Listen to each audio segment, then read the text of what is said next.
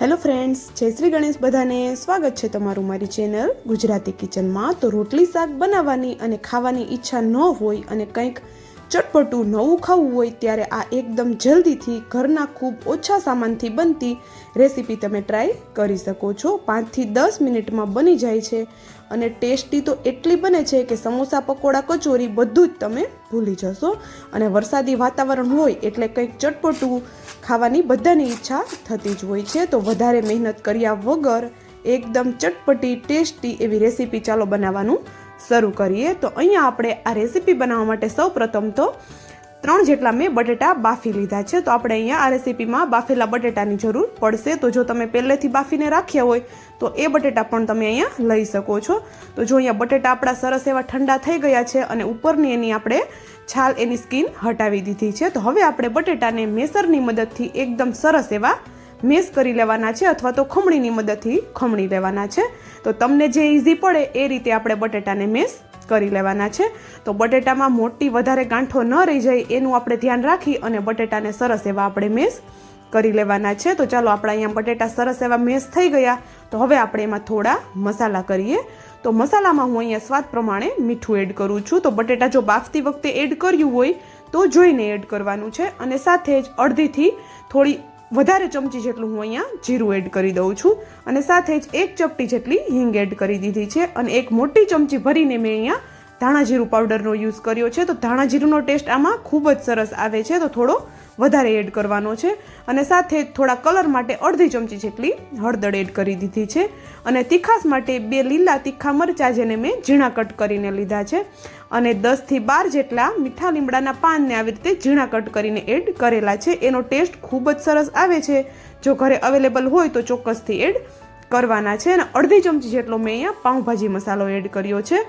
અને અડધી ચમચી જેટલો આમચૂર પાવડર એડ કરી દીધો છે. અને હવે આપણે આ બધા વસ્તુ છે એમાં બાઇન્ડિંગ લાવવા માટે ચોખાનો લોટ મેં અહીંયા લીધો છે.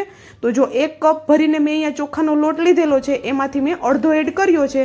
તો પહેલાં આપણે બધો એડ નથી કરી દેવાનો, જેમ જરૂર લાગે એમ જ આપણે લોટ એડ કરવાનો છે. અને આપણે આ જે બટેટા છે એમાં બાઇન્ડિંગ આવે બસ એટલો જ લોટનો ઉપયોગ આપણે અહીંયા કરવાનો છે. તો હાથની મદદથી આવી રીતે બધું સરખું મિક્સ કરી અને એક ડો જેવું આપણે અહીંયા બનાવવાનું છે. અને હા, આમચૂર પાવડરની જગ્યાએ તમે અહીંયા લીંબુના રસનો ઉપયોગ પણ કરી શકો છો અથવા તો ચાટ મસાલો પણ લઈ શકો છો. અને પાઉંભાજીનો મસાલો આપણે જે એડ કર્યો એની જગ્યાએ તમે મેગી મસાલો અથવા તો કિચન કિંગ મસાલો પણ એડ કરી શકો છો અથવા તો સાંભાર મસાલો પણ ખૂબ ટેસ્ટી લાગે છે આમાં. તો તમારી ઘરે જે અવેલેબલ હોય એ વસ્તુ અહીંયા લઈ લેવાની છે. તો ચોખાનો લોટ અને બટેટાને આપણે સરસ એવા હાથેથી મિક્સ કરી અને આવું ડો જેવું થાય એવું આપણે એને બનાવી લેવાનું છે. અને જો બાય ચાન્સ થોડો ચોખાનો લોટ વધુ પડી ગયો હોય તો 1 જ ચમચી જેટલું તમે પાણી પણ લઈ શકો છો. પણ લોટ આપણે જોઈને એડ કરવાનો છે કે લોટ વધી ન જાય. અને જો અહીંયા અડધા કપ લોટનો ઉપયોગ થયો છે, બાકીનો અડધો કપ એમ જ બચી ગયો છે. તો ચાલો હવે આપણું અહીંયા ડો બનીને રેડી થઈ ગયો છે. તો હાથને આપણે થોડા ઓઇલથી ગ્રીસ કરી લઈએ અને આવી રીતે લીંબુની સાઈઝનો લૂવો લઈ લેવાનો છે. તો જો આપણે સરસ એવું એને હાથેથી પહેલાં થોડું મસળી અને આવી રીતે એક ટીક્કીનો શેપ આપણે એને આપી દીધો છે. અને વચ્ચે આપણે આ રીતે હોલ કરી દઈશું જેથી કરીને આપણો જે આ નાસ્તો છે એ અંદર સુધી એકદમ સરસ એવો શેકાય. તો આપણે એક મેદુવડા જેવો આપણે અહીંયા શેપ આપીને રેડી કરી લેવાનો છે. આ શેપ આપવો ખૂબ ઇઝી છે, એકદમ જલ્દીથી આ પ્રોસેસ થઈ જાય છે. અને ચોખાનો લોટ લીધો છે આપણે અને સાથે બટેટું છે એટલે જો અહીંયા થોડા ક્રેક્સ આવે તો આ રીતે હાથની મદદથી આપણે એને સરસ સરખું કરી લેવાનું છે. અને તમને જો અહીંયા જે શેપ પસંદ હોય એ શેપમાં તમે આ બનાવી શકો છો. એવું કંઈ જ નથી કે આ જ શેપમાં બનાવવાના છે, પણ જો આ શેપ આપશું તો અંદર સુધી એકદમ ક્રિસ્પી એવો આપણો નાસ્તો બનીને તૈયાર થશે. તો જેટલો બનાવવો ઇઝી છે ખાવામાં એટલો જ આ નાસ્તો ટેસ્ટી બને છે. તો વધારે કોઈ મહેનત કર્યા વગર કે વધારે કોઈ સામાન વગર તમે આ એકદમ ઇન્સ્ટન્ટ એવો નાસ્તો બનાવી શકો છો. અને જો ચોખાનો લોટ ઘરે અવેલેબલ ન હોય તો તમે ચોખાના લોટની જગ્યાએ અહીંયા કોર્નફ્લાવરનો ઉપયોગ પણ કરી શકો છો. અથવા તો ચોખાનો લોટ અવેલેબલ ન હોય તો ઘરે એકદમ જલ્દીથી ચોખાનો લોટ બની પણ જાય છે. તો મિક્સરમાં આપણે ચોખાને ક્રશ કરી લેવાના છે. તો આપણો અહીંયા ચોખાનો લોટ બનીને રેડી થઈ જાય છે. તો ચાલો એ જ રીતે હવે બધા નાસ્તાનો શેપ આપણે આપી દેવાનો છે.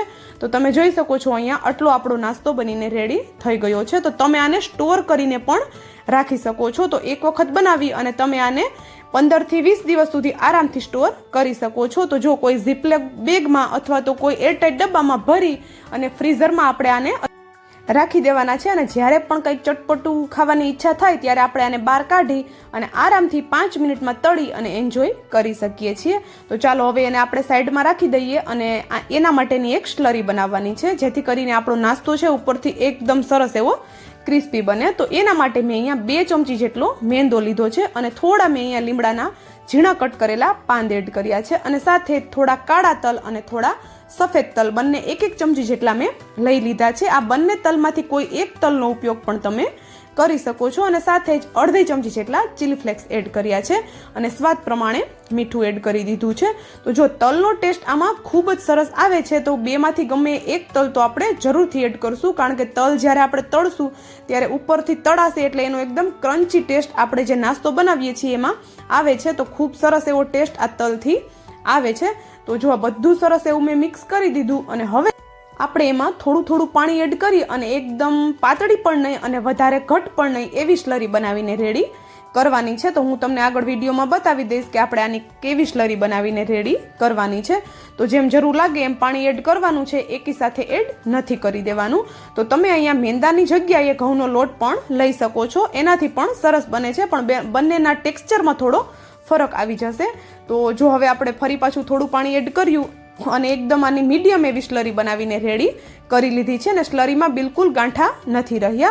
તો જોઈ શકો છો તમે, આવી વધારે પાતળી પણ નથી અને એકદમ ઘાટી પણ નથી, એવી મીડિયમ એવી સ્લરી આપણે બનાવી લીધી છે. તો હવે આપણે જે નાસ્તો બનાવીને રાખ્યો છે તે લઈ લેવાનો છે અને આપણે એને સ્લરીમાં આ રીતે ડીપ કરવાનો છે અને સાઈડમાં આપણે અહીંયા તેલ પણ ગરમ થવા માટે રાખી દીધું હતું.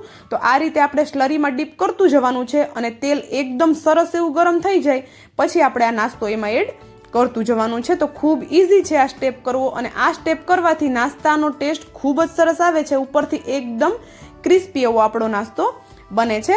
તો જો તમારે આ સ્ટેપ ન કરવો હોય તો તમે સીધો નાસ્તાનો શેપ આપી અને એને તળી પણ શકો છો, તો એમ પણ તે સારો જ બને છે. તો જો અહીંયા હવે આપણે નીચેની સાઈડથી સરસ એવો નાસ્તો આપણો ક્રિસ્પી થાય પછી આપણે તેને ફેરવવાનો છે. તો જો થોડો એનો હલકો કલર ચેન્જ થયો પછી આપણે એને ફેરવી લઈએ. તો આ નાસ્તો તળાતા પણ કોઈ જ વધારે વાર નથી લાગતી અને જો થોડો એનો કલર ચેન્જ થાય પછી આપણે ગેસની ફ્લેમ અત્યારે મીડિયમ કરી દેવાની છે, સાવ સ્લો નથી કરવાની, પણ મીડિયમ ગેસની ફ્લેમ રાખી અને આપણે આ નાસ્તાને શેકાવા દેવાનો છે, જેથી કરીને અંદર સુધી આપણો નાસ્તો એકદમ પ્રોપર કૂક થઈ જાય. અને હા, જો અત્યાર સુધીનો વિડીયો જોયા પછી તમને થોડું પણ કંઈક પસંદ આવ્યું હોય તો પ્લીઝ વિડીયોને એક લાઇક અને ચેનલને સબસ્ક્રાઇબ જરૂરથી કરી દેજો અને સાથે જ બાજુમાં આપેલા બેલને પણ પ્રેસ કરી દેજો, જેથી કરીને આવી જ નવી રેસીપીની નોટિફિકેશન તમારા સુધી પહેલાં આવે. અને મને કોમેન્ટ કરીને પણ જરૂરથી જણાવજો કે તમે મારો આ વિડીયો ક્યાંથી જોઈ રહ્યા છો અને તમને આ વિડીયો કેવો લાગ્યો. તો જો અહીંયા હવે થોડી જ વાર થઈ એટલે આપણા નાસ્તાનો કલર એકદમ સરસ એવો ચેન્જ થઈ ગયો છે. તો હવે આપણે એને બહાર કાઢી લઈએ. તો તમારે જેટલો નાસ્તો બનાવવો હોય એટલો તમે અહીંયા બનાવી શકો છો અને તમે જો આને વધારે બનાવી અને સ્ટોર કરીને રાખી દેશો તો પણ આ નાસ્તો બિલકુલ ખરાબ નથી થતો અને જ્યારે પણ ઈચ્છા થાય ત્યારે તમે આને એન્જોય કરી શકો છો. અને આમ પણ વરસાદી વાતાવરણ છે, વરસાદ શરૂ થઈ ગયો છે આવવાનું, તો કંઈક ને કંઈક ચટપટું તીખું ખાવાની ઈચ્છા તો થતી જ રહેતી હોય છે. તો આવી રીતે તમે આને સ્ટોર કરી અને 5 જ મિનિટમાં તળી અને એન્જોય કરી શકો છો. તો તમે જોઈ શકો છો આપણા નાસ્તાનું લુક એકદમ જોરદાર આવ્યું છે કે કોઈને જોઈને જ ખાવાનું મન થઈ જાય એવો આપણો અહીંયા નાસ્તો બન્યો છે. અને સાથે જ ક્રિસ્પી કેટલો બન્યો છે મારે કહેવાની જરૂર બિલકુલ નથી, કારણ કે તમને એનો કલર જોઈને ખબર પડતી હશે કે આ નાસ્તો આપણો કેટલો બધો ક્રિસ્પી બન્યો છે. તો ચાલો હવે આપણો અહીંયા એકદમ ઇઝી, એકદમ ટેસ્ટી એવો આપણો અહીંયા નાસ્તો બનીને રેડી થઈ ગયો છે. And thank you for watching.